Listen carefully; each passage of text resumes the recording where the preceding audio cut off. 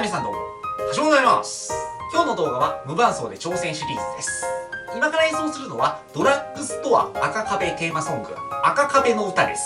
ドラッグストア赤壁とは、大阪府大東市に本社を置く株式会社赤壁さんが展開するドラッグストアです。大阪府内に約100店舗を展開していることで知られています。今日もベース1本で無伴奏で演奏するんですけれども、原曲より少しゆっくりしたテンポで演奏します。恒例のように事前練習なしと一発撮りで演奏しましたので、多少の音程のアーサなども注目していただけたらと思います。それではご覧ください。どうぞ。